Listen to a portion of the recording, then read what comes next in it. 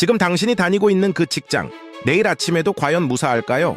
우리는 흔히 대기업이나 잘 나가는 중견기업은 절대 망하지 않을 거라고 생각합니다. 하지만 그 믿음이 얼마나 위험한 착각인지 역사는 이미 우리에게 피눈물 섞인 경고를 보냈습니다. 오늘 들려드릴 이야기는 단순한 과거사가 아닙니다. 바로 지금 2026년의 한국 경제를 향해 울리는 섬뜩한 사이렌 소리거든요.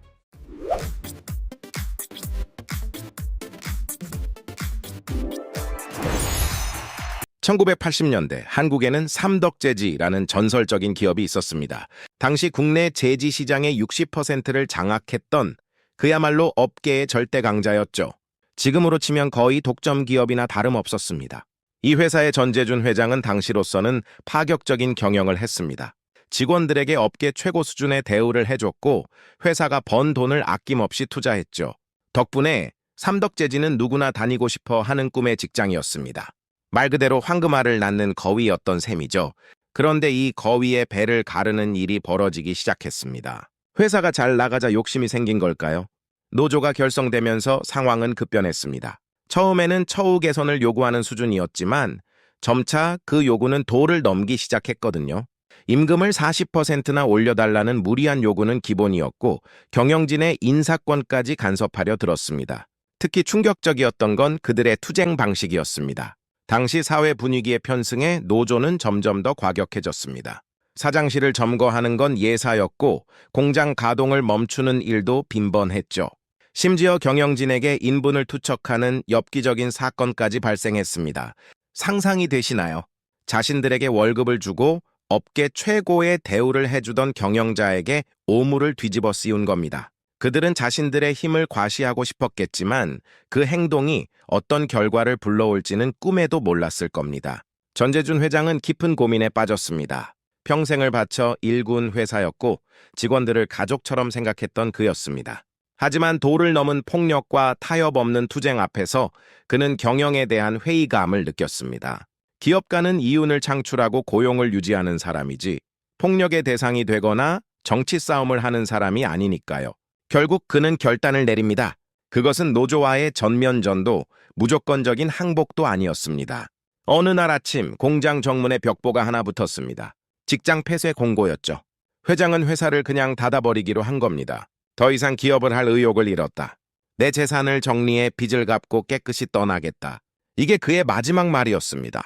협박용 제스처가 아니었습니다. 실제로 그는 국세청에 폐업 신고를 하고 퇴직금과 위로금을 모두 정산해준 뒤 미련 없이 경영손을 놨습니다. 그 순간 공장은 어떻게 됐을까요? 300명이 넘는 직원들이 하루아침에 실직자가 되었습니다. 어제까지만 해도 머리띠를 두르고 쟁취하자를 외치던 그들이었습니다. 회사가 망하면 자신들의 일자리도 사라진다는 단순한 진리를 그들은 설마하며 무시했던 거죠. 뒤늦게 노조원들이 파업을 철회하겠다며 회사를 다시 열어달라고 호소했습니다. 제발 회사 문만 다시 열어달라고 다시는 파업하지 않겠다고 애원했죠. 하지만 버스는 이미 떠난 뒤였습니다. 황금알을 낳던 거위는 이미 배가 갈라져 죽어버린 겁니다. 당시 언론에서는 이를 두고 노사 공멸의 교과서라고 불렀습니다. 회사가 있어야 노조도 있고 이익이 있어야 복지도 있다는 평범한 진리가 무시된 결과였죠. 삼덕재지 사태는 그렇게 한국 경제사에 씻을 수 없는 상처와 교훈을 남기고 사라졌습니다. 자, 이제 시계를 돌려 오늘날을 한번 볼까요? 지금 우리의 모습은 그때와 얼마나 다를까요? 뉴스를 틀면 하루가 멀다 하고 파업 소식이 들려옵니다.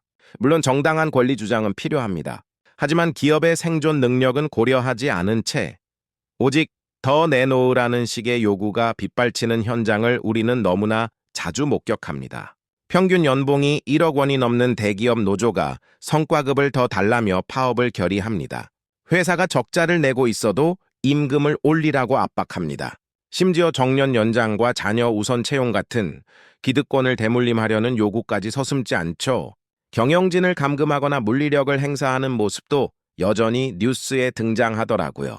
삼덕재지에서 벌어졌던 일들이 2026년 지금도 모양만 바뀐 채 반복되고 있는 겁니다. 여기서 정말 무서운 사실이 하나 있습니다. 기업가들의 마음이 떠나고 있다는 겁니다. 삼덕재지의 전재준 회장이 느꼈던 그 자괴감을 지금 대한민국의 수많은 기업인들이 똑같이 느끼고 있다면 어떨까요?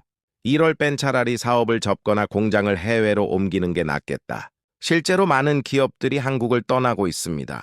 규제는 심하고 노조는 무섭고 인건비는 비싸니까요. 기업이 떠나면 남는 건 무엇일까요? 바로 일자리 증발입니다.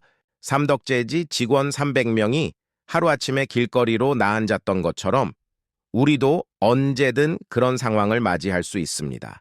기업은 자선단체가 아닙니다. 이익이 나지 않고 존중받지 못하는 곳에서 굳이 리스크를 감수하며 사업을 유지할 기업가는 없거든요.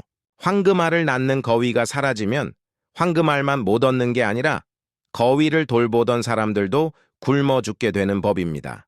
삼덕재지 사태가 우리에게 주는 경고는 명확합니다. 같이 살 것이냐, 같이 죽을 것이냐. 회사는 직원을 파트너로 존중해야 하지만 직원 역시 회사의 생존을 먼저 생각해야 합니다. 빵을 나누는 투쟁에만 몰두하다가 빵을 만드는 빵집 자체를 부수고 있는 건 아닌지 냉정하게 돌아봐야 할 때입니다.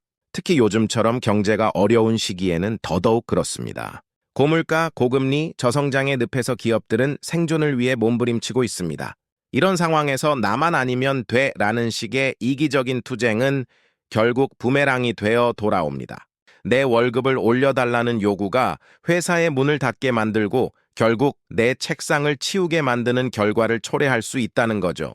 지금도 어딘가에서는 제2의 삼덕재지 사태가 잉태되고 있을지도 모릅니다. 겉으로는 멀쩡해 보이지만 속으로는 골마 터지기 직전인 회사들이 분명 있을 테니까요. 노조의 무리한 요구에 지친 경영자가 이제 그만하겠다라고 선언하는 순간 모든 것은 끝납니다. 그때 가서 후회하고 눈물 흘려봐야 소용없습니다. 역사는 반복된다고 하죠. 하지만 그 반복되는 역사가 비극일 필요는 없잖아요. 우리는 이제 선택해야 합니다. 서로를 적으로 규정하고 끝없이 싸우다가 공멸할 것인지 아니면 위기를 인식하고 서로 양보하며 생존할 것인지 말이죠. 삼덕재지가 사라진 지 시간이 지났지만 그 텅 빈 공터가 보내오는 메시지는 여전히 유효합니다. 여러분의 회사는 지금 안전한가요? 그리고 여러분은 황금알을 낳는 거위를 지키고 있나요? 아니면 그 배를 가르고 있나요? 오늘 밤 이 질문에 대해 진지하게 한번 고민해 보셨으면 좋겠습니다. 비극은 항상 설마 하는 순간에 찾아오니까요.